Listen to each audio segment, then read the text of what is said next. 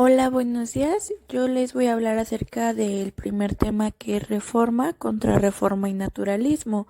Bueno, les voy a explicar principalmente qué es.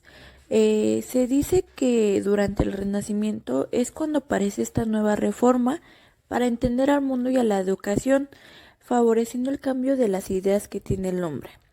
Se inició en el año 1517 aproximadamente y su principal representante es Martín Lutero. Bueno, él no estaba de acuerdo a las prácticas religiosas que llevó a generar un movimiento. Esta inconformidad lo lleva a ser un líder que gracias a ello se le llamó Reforma Protestante, lo que trajo a él como consecuencia esta gran rebeldía a la excomunión de la Iglesia y de ser un monje. Esto sucedió a una nueva confesión religiosa del cristianismo llamado luteranismo. Bueno, el luteranismo es una de las ideas principales de las ramas del cristianismo que creen en Jesucristo como único fundador espiritual. La Biblia es citada como la única fuente autoritaria, religiosa, y tiene dos sacramentos, que es el bautismo y la comunión. Bueno, sus principales causas de la reforma fue la crítica de vida poca piadosa de algunos miembros de la Iglesia centrada en la riqueza de criterios, los intereses políticos y los abusos de la Iglesia. La contrarreforma nace para enfrentar a la reforma protestante con el llamado Concilio de Trentón, por lo que este da concilio a Roma y le da más importancia a las obras y no a la fe, y se le sigue dando seguimiento a los dos sacramentos de Lutero. Como ya lo habíamos mencionado, el primer sacramento era el bautismo y el segundo sacramento era la comunión. Bueno, y para finalizar los temas de reforma, contrarreforma y naturalismo, vamos a hablar sobre el naturalismo.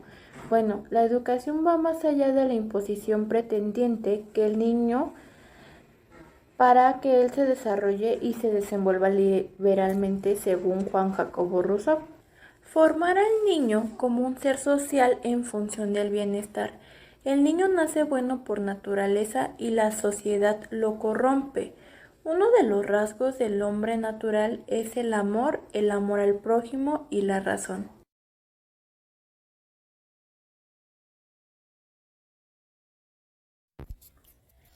Hola, buenos días. Yo les voy a hablar acerca del primer tema que es reforma, contrarreforma y naturalismo. Bueno, les voy a explicar principalmente qué es. Se dice que durante el Renacimiento es cuando aparece esta nueva reforma para entender al mundo y a la educación, favoreciendo el cambio de las ideas que tiene el hombre. Se inició en el año 1517 aproximadamente y su principal representante es Martín Lutero.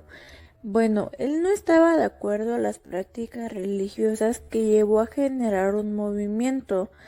Esta inconformidad lo lleva a ser un líder que gracias a ello se le llamó Reforma Protestante, lo que trajo a él como consecuencia esta gran rebeldía a la excomunión de la Iglesia y de ser un monje.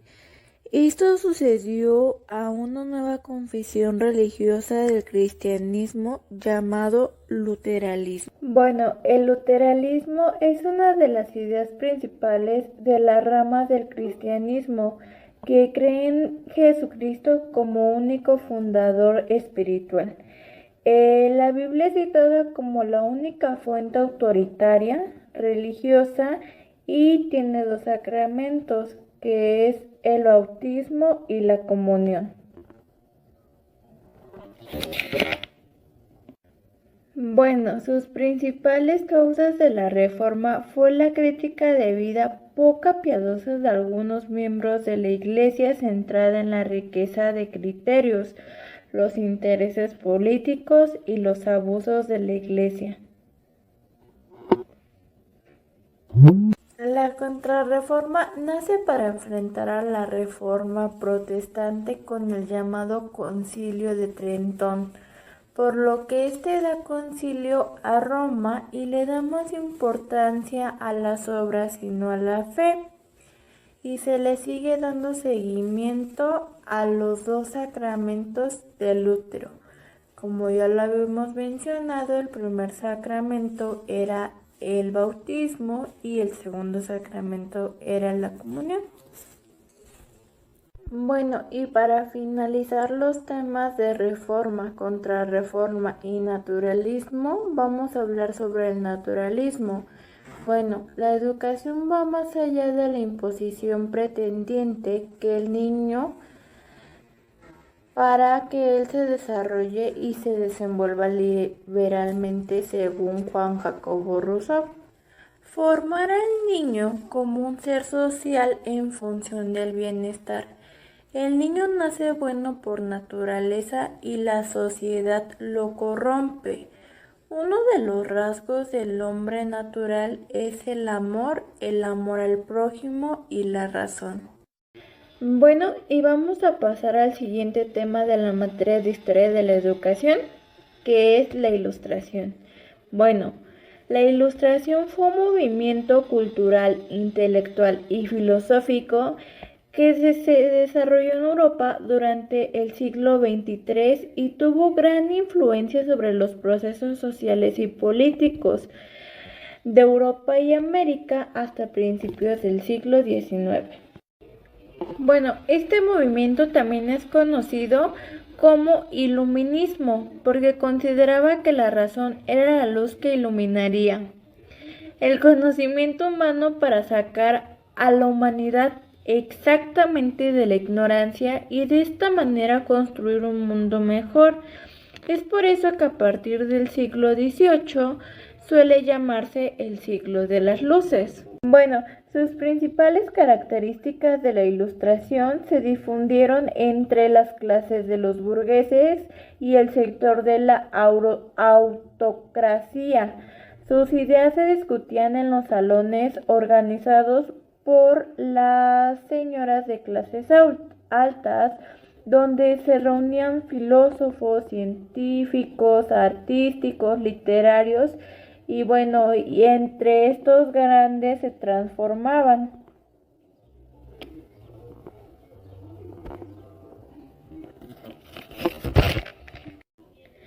Bueno, otra de sus grandes características de la Ilustración fue que consideraban el pensamiento racional como la única forma de acceder al conocimiento verdadero y se llegara a conocer el mundo a través del observador. Bueno, otra de las características de la Ilustración es que también negaban cualquier forma de conocimiento que no proviniera de un análisis racional.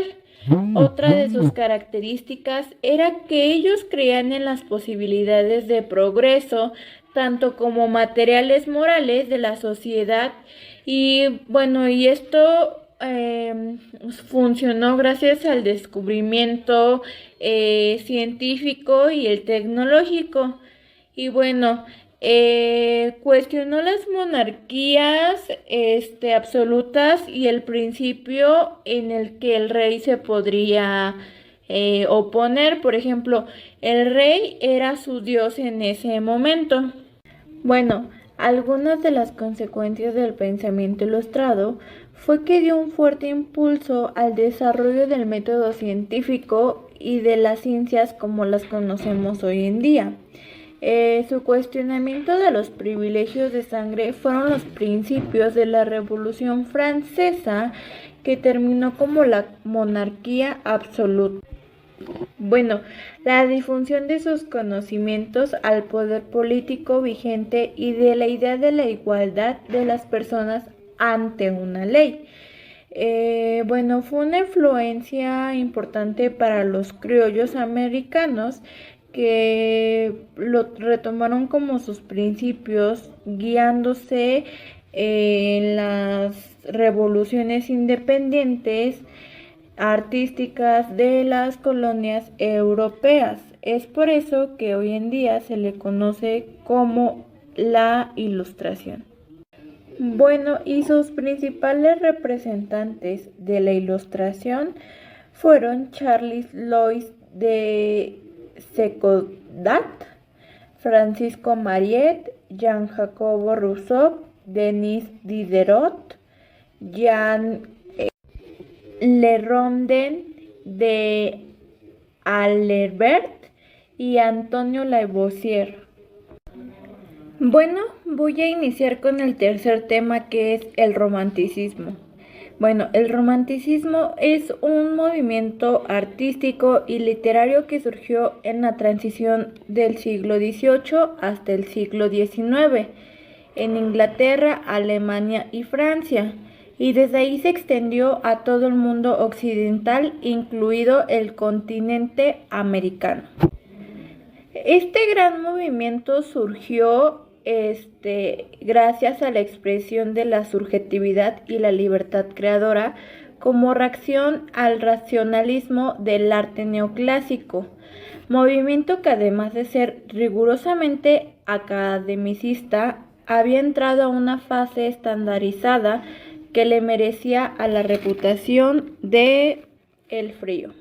Bueno, este interés por la libertad creativa y la expresión individual hizo del romanticismo un movimiento sumamente diverso, artístico y revolucionario. También había artistas evasivos de la realidad, otros que eran promotores de los valores burgueses y otros antiburgueses. Bueno, por otra parte, les voy a hablar sobre el origen y la expansión del romanticismo. Hay quienes consideran cómo comenzó el romanticismo. Las baladas líricas fue el nombre que se le conocía antes llamado el romanticismo, que era una colección poética de William Wordsworth. En Alemania el romanticismo era muy reconocido porque era literario y surgió de la mano del autor Johann Wolfgang. En Alemania el romanticismo era la literatura que surgió de la mano del autor Johann Wolfgang. Luego de la Revolución Francesa, en 1789, el romanticismo llegó de la mano de los Estados Unidos gracias al escritor Edgar Allan Poe. Culturalmente, en el siglo XVIII estuvo marcado por el iluminismo, que preconizaba el triunfo de la razón sobre el fantástico, de la libertad del pensamiento y la fe en el progreso como nuevo sentido de una nueva historia. La religión perdía la influencia pública y era combinada a la esfera privada. La revolución industrial, que era transcurrido paralelamente, consolidó a la educación en la burguesía como clase dominante y como forma de una clase. Bueno, y a continuación les voy a decir las principales características del romanticismo. Una de las primeras características era en los duros acentuaban la importancia y las emociones de identidad. La segunda era que se oponían a la originalidad. La tercera era que las obras exponían un gusto por los temas misteriosos y el cultivo de género era narrativo. Los representantes del romanticismo, hay algunos que ya los mencionamos, como Johann Wolfgang, como Mary Shelley, como Jean Jacobo Rousseau, como Victor Hugo, como Alexander Dumas, entre otros. Bueno, este interés por la libertad creativa y la expresión individual hizo del romanticismo un movimiento sumamente diverso, artístico y revolucionario. También había artistas evasivos de la realidad, otros que eran promotores de los valores burgueses y otros antiburgueses. Bueno, por otra parte les voy a hablar sobre el origen y la expansión del romanticismo. Hay quienes consideran cómo comenzó el romanticismo. Las baladas líricas fue el nombre que se le conocía antes llamado el romanticismo, que era una colección poética de William Wordsworth. En Alemania el romanticismo era muy reconocido porque era literario y surgió de la mano del autor Johann Wolfgang. En Alemania el romanticismo era la literatura que surgió de la mano del autor Johann Wolfgang. Luego de la Revolución Francesa, en 1789, el romanticismo llegó de la mano de los Estados Unidos gracias al escritor Edgar Allan Poe. Culturalmente, en el siglo XVIII estuvo marcado por el iluminismo, que preconizaba el triunfo de la razón sobre el fantástico de la libertad del pensamiento y la fe en el progreso como nuevo sentido de una nueva historia. La religión perdía la influencia pública y era combinada a la esfera privada. La revolución industrial, que era transcurrido paralelamente, consolidó a la educación en la burguesía como clase dominante y como forma de una clase. Bueno, y a continuación les voy a decir las principales características del romanticismo. Una de las primeras características era en los duros acentuaban la importancia y las emociones de identidad. La segunda era que se oponían a la originalidad. La tercera era que las obras exponían un gusto por los temas misteriosos y el cultivo de género era narrativo. Los representantes del romanticismo, hay algunos que ya los mencionamos, como Johann Wolfgang, como Mary Shelley, como Jean Jacobo Rousseau, como Victor Hugo, como Alexander Dumas, entre otros. Y por último les voy a hablar del tema del pragmatismo. Este va más a la práctica y se le considera una corriente filosófica iniciada a través de finales del siglo XXI. Pretende recuperar la razón y los valores humanos del dominio sobre la acción y se da a través de la experimentación y observación.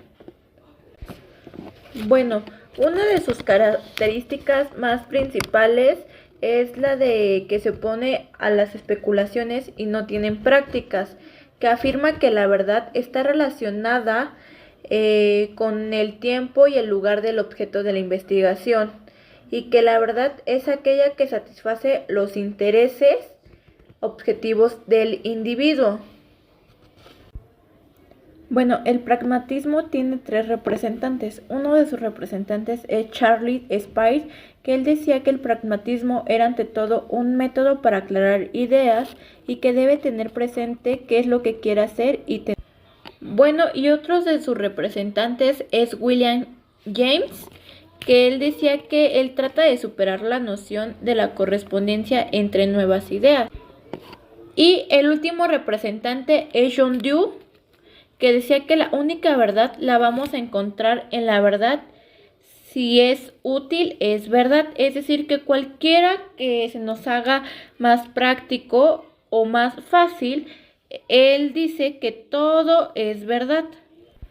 Bueno, y la explicación de la realidad se define con tu propia experiencia, al igual que la educación. Bueno, y para cerrar este cortometraje, yo les voy a decir que nos permite conocer el pasado y entender el presente que hemos vivido. También para entender el cambio que ha tenido la sociedad a lo largo del tiempo y lo que hemos vivido. Y bueno, mi aprendizaje he aprendido muchas cosas porque tenía mucho tiempo que no veía esta materia. Creo que la última vez que la vi fue en la primaria. Y la verdad es que volver a ver acontecimientos importantes de la historia fue muy impresionante y me quedo con una gran enseñanza acerca de lo que es la historia de la educación, todos los temas que aborda esta materia y sobre todo me quedó muy claro los temas que vimos en los dos parciales. Y bueno, esto fue